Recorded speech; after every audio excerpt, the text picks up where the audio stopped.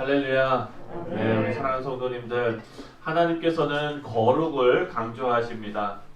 하나님의 거룩한 사역을 맡은 우리는 하나님의 말씀대로 살아가는 거룩한 삶이 우리에게 요구가 됩니다. 거룩은 행위가 아니라 동행이라고 우리가 배웠습니다. 이런 면에서 오늘 본문에서 어제 본문에서 나온 아답과 아비후가 저지른 일은요, 어찌 보면 하나님의 진노를 살 만한 그런 일이었습니다. 하나님의 명령에 대한 불순종이었기 때문입니다. 어제 본문 말씀을 통해서 우리가 한 세 가지 정도를 발견할 수 있는데, 제사장에게 하나님께서 어떤 삶을 요구하셨는가를 우리가 좀 발견할 수 있습니다. 첫 번째는 제사장들은요, 하나님의 일을 맡았기 때문에 순종하는 삶의 그런 모습을 요구받습니다. 그리고 두 번째, 하나님 중심으로 사는 삶을 요구받습니다. 3절 말씀을 보면은요, 어제 본문입니다. 3절 말씀에 이렇게 나옵니다. 모세가 아론에게 이르되 이는 여호와의 말씀이라.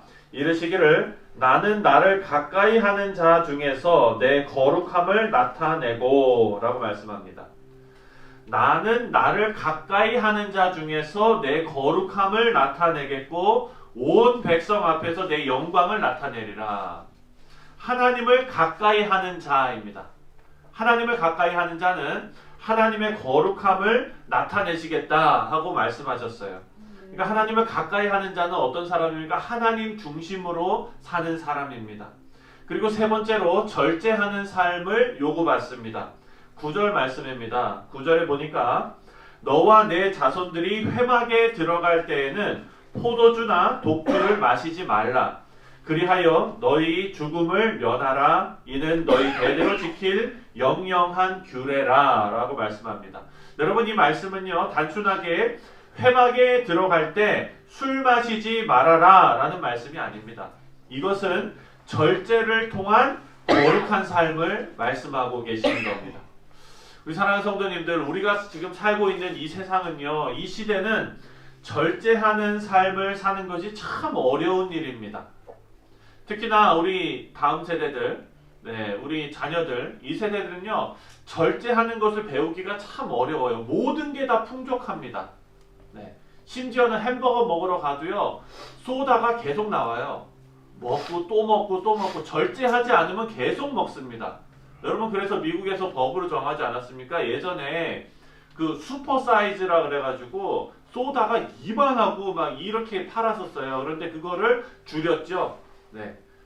강제로 절제하게 만드는 거잖아요. 이 시대가 절제하기 어려운 시대에 살고 있습니다. 인터넷도 그렇고 지금 모든 것이 그런 시대를 살고 있습니다. 하지만 하나님의 일꾼으로 부름받은 성도에게 하나님께서 요구하시는 삶은 바로 절제하는 삶인 것을 우리가 말씀을 통해 배울 수가 있습니다.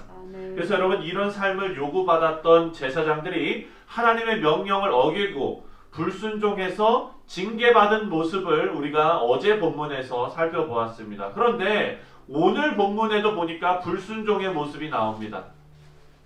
하지만 겉으로 보기에는 어제 말씀과 다를 바 없는 불순종의 모습이지만, 오늘은 이상하게도 하나님께서 이 일에 대해서 징계하지 않으십니다.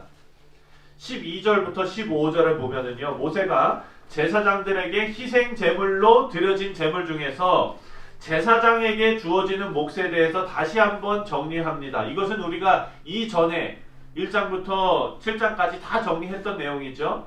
주어진 제물을 거룩한 곳에서 먹어야 한다고 당부하고 있습니다.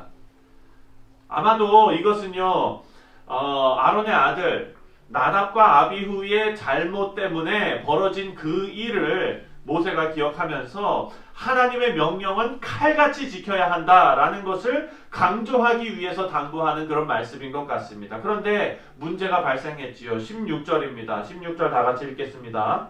시작. 모세가 속죄제 드린 염소를 찾은즉 이미 불살랐는지라. 그가 아론의 남은 아들 엘르아살과 이다말에게 노하여 이르되.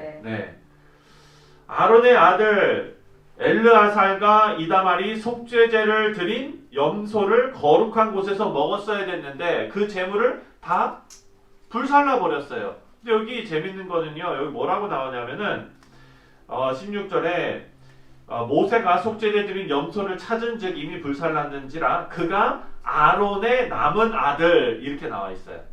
네, 그냥 엘르아살과 이다말에게 이렇게 얘기도 할 수 있는데 아론의 남은 아들. 그렇다면 이 아론의 남은 아들을 집어넣는 이유는 누구를 기억시키기 위함입니까?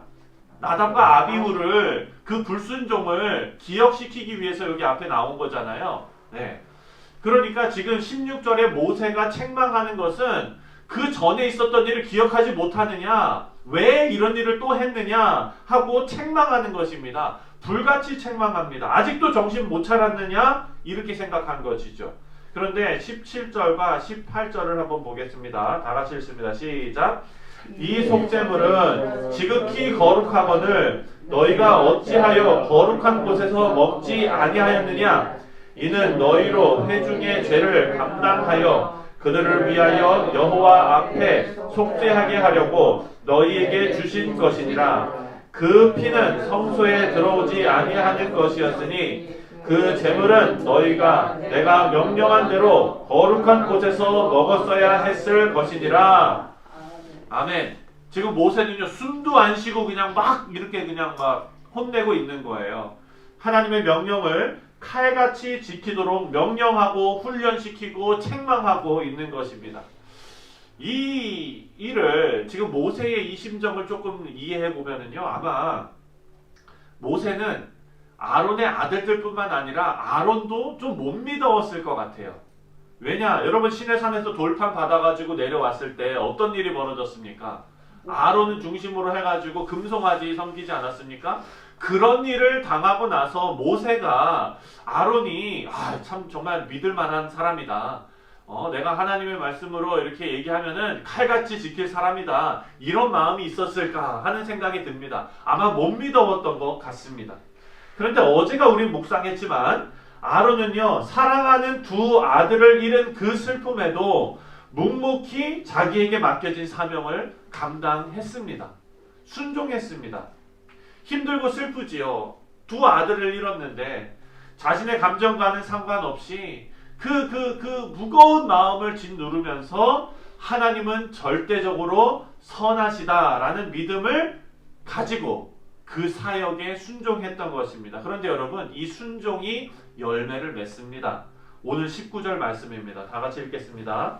시작.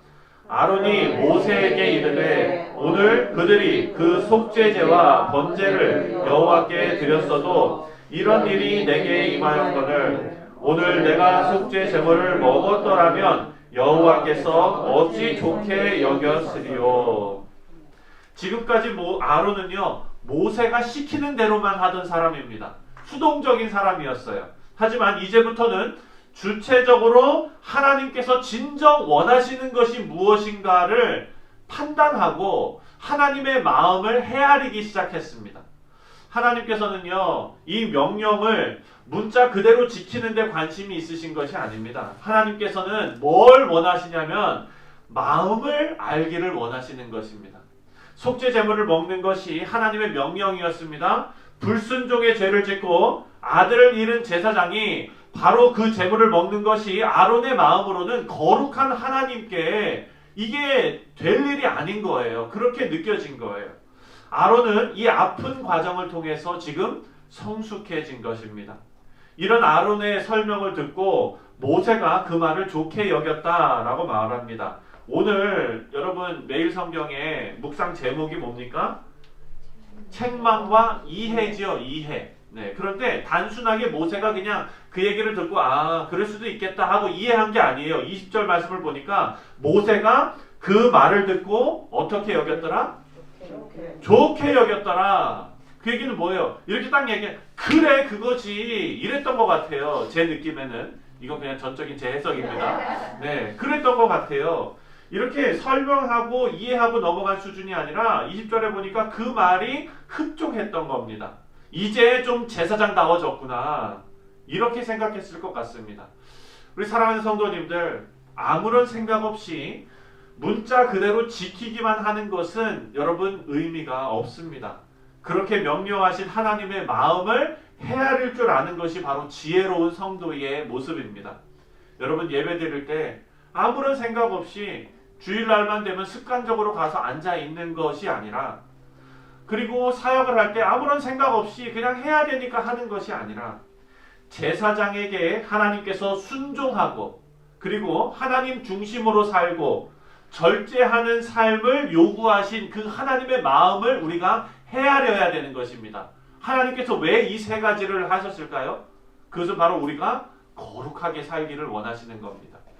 우리에게 거룩한 삶을 요구하신 것을 우리가 깨닫고 삶의 매 순간순간마다 거룩한 성도의 모습으로 살아가시는 우리 귀하고 복된 성도님들 다 되시기를 주님의 이름으로 축원드립니다.